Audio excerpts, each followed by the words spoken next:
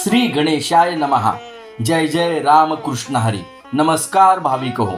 एक तरी ओवी अनुभवावी या भक्तिमय चॅनलवर आपलं मनपूर्वक स्वागत आहे. या चॅनलवर आपण अनुभवत आहोत ज्ञानेश्वरीतील ओव्या, अभंग, नामस्मरण आणि आध्यात्मिक ज्ञान, जे आपल्या मनाला शांती देईल, विचारांना दिशा देईल आणि आपल्याला परमेश्वराच्या अधिक जवळ नेईल.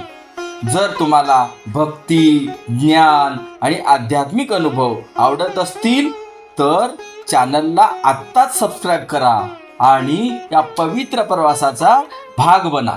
चला तर मग आजची ओवी अनुभवूया. सुखी संतोषान यावे, दुखी विषदान भजावे, आणि लाभा लाभ न धरावे मना माझी. प्रस्तुत प्राप्त प्रसंगी निवडलेली ओवी ग्रंथराज ज्ञानेश्वरीच्या दुसऱ्या अध्यायातील असून ओवी क्रमांक 226 असा आहे. ह्या ओवीच्या माध्यमातून माऊली आपल्याला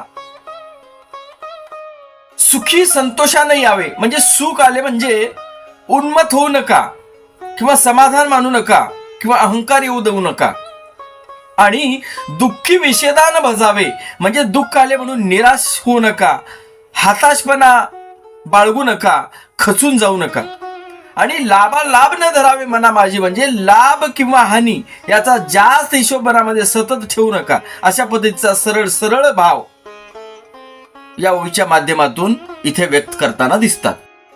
या ओवीला साजेशी सुंदर अशी कथा दृष्टांत रूपाने आपण पाहूया. ही कथा आहे श्रीमद भागवत पुराणामधील 7व्या स्कंदामध्ये आढळणारी भक्त प्रल्हादाची कथा. कठोर अशी तपस्या करून हिरण्यकश्यपूने ब्रह्मदेवाकडून एक वर मिळवला की देवा, मला ना दिवसा ना रात्री, ना मानवाकडून ना पशुकडून, ना घरात ना बाहेर, ना शस्त्राने ना अस्त्राने मला ह्या कुठल्याच पद्धतीने मरण आलं नाही पाहिजे. आणि ब्रह्मदेवानी त्याला तथास्तु म्हणून तो वरदान त्याला देऊन टाकलेला आहे. आणि ह्या एका वरदानामुळे हिरण्यकश्यपूला वाटू लागलं की आपण मरणारच नाही, म्हणून तो देवांच्या विरोधातच कटकारस्थान करायला सुरू केला. त्याच्या राज्यामध्ये देवाचं नामस्मरण करणं सुद्धा गुन्हा होता. कोणी नामस्मरण केलं तर त्याला त्याचा खूप राग येईल. हिरण्यकश्यपूच्या पत्नीचं नाव कयादू.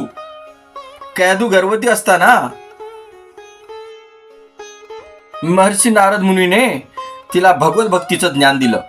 म्हणूनच कयादूच्या पोटी भक्त प्रल्हादाचा जन्म झाला, जो बालक असून ब्रह्मज्ञानी होता. प्रल्हाद हा राजपुत्र असल्यामुळे त्याच्याकडे सर्व ऐश्वर्य होतं, सर्व मान सन्मान होतं, सर्व प्रकारचं संरक्षण होतं, सर्व प्रकारची सुखे होती. पण तो सुखात कधी रमला नाही. पूर्वीच्या काळी शाळेऐवजी गुरुकुल प्रथा होती.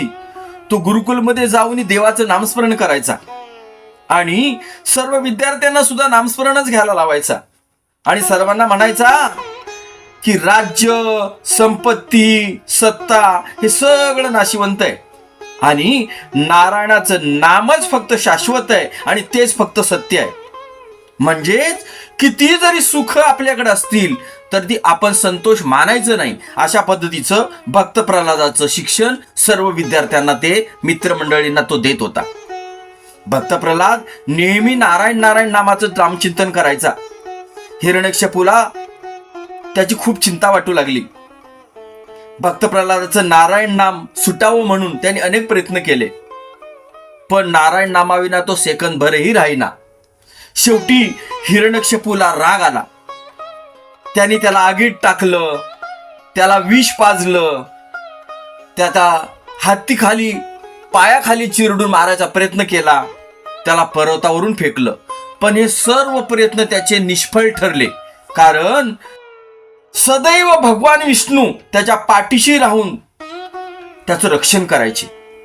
भक्त प्रल्हादाला एवढे महाकाय दुःख भोगून सुद्धा तो कधीच रडला नाही, खचला तर कधीच नाही. म्हणजेच दुःखी विषदान भजावे हे फक्त आपण भक्त प्रल्हादाकडूनच शिकू शकतो. कारण भक्त प्रल्हादाला माहितीये जे झालंय ते देवाच्या सत्तेने, जे होत आहे तेही देवाच्या सत्तेने, आणि जे होणार आहे तेही देवाच्या सत्तेनेच. त्याला ना लाभाची अपेक्षा ना अलाभाची भीती. पुढे हिरण्यकशिपू विचारतो की तुझा नारायण नक्की आहे तरी कुठे? आणि भक्त प्रल्हाद सांगतो माझा नारायण सर्वव्यापी आहे, सगळीकडे आहे, अगदी या खांबामध्ये सुद्धा आहे.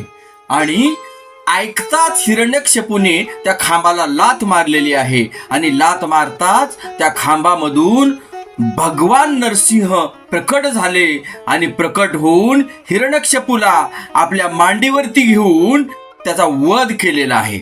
अशा प्रकारे हिरण्यकशिपूच्या अहंकाराचा अंत झालेला आहे व भक्त प्रल्हादाचे रक्षण झालेलं आहे. सर्व कथाभाग आपल्याला माहितीच आहे. आपल्याला भक्त प्रल्हादाकडून सुख दुःखात स्थिर कसे राहावे आणि नामस्मरण करून मन सदैव प्रसन्न कसे ठेवावे हेच या ठिकाणी शिकायचे आहे.